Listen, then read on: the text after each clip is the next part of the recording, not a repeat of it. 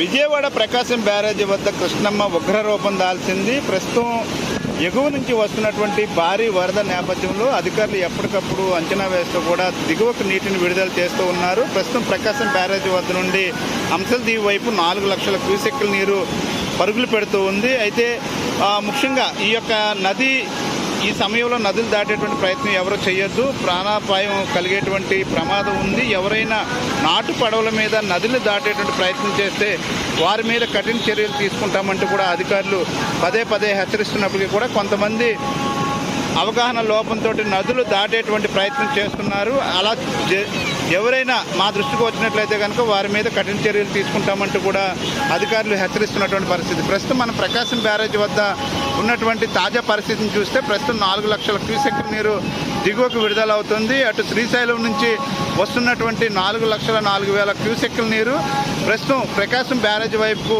చేరుతుంది. శ్రీశైలం నుంచి నాగార్జున సాగర్ నుంచి పులిచింతల నుంచి ఇప్పుడు ప్రస్తుతం ప్రకాశం బ్యారేజీ వద్దకు చేరుతున్నటువంటి ఈ వరద ప్రవాహం అత్యంత వేగంగా ఉంది.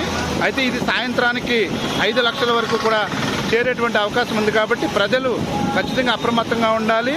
మరోవైపు గోదావరికి ఎగువను కురుస్తున్నటువంటి భారీ వర్షాల కారణంగా ధవళేశ్వరం బ్యారేజ్ నుంచి 175 గేట్ల ద్వారా 8,25,000 క్యూసెక్కుల నీటిని దిగువకు విడుదల చేశారు. అయితే రాష్ట్రంలో ఉన్నటువంటి ప్రధాన నదులైనటువంటి కృష్ణ, గోదావరి, తుంగభద్ర 3 ఒకేసారి ఉప్పొంగి ప్రవహిస్తుండటంతో ఏపీ ప్రభుత్వం మరింత అప్రమత్తమైంది. ప్రస్తుతానికి ఈ యొక్క నదిలో ఏదైతే ఉన్నటువంటి ప్రవాహాన్ని ఎప్పటికప్పుడు ఏపీ విపత్తుల నిర్వహణ శాఖ అంచనా వేస్తూ అధికారులకు సూచనలు ఇస్తూ ఉంది.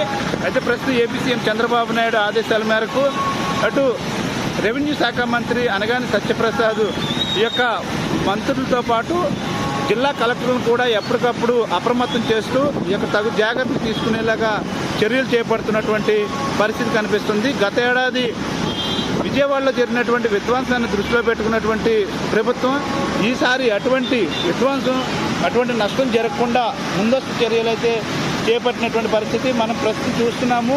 ఉగ్ర రూపం దాల్చింది కృష్ణమ్మ విజయవాడ వద్ద.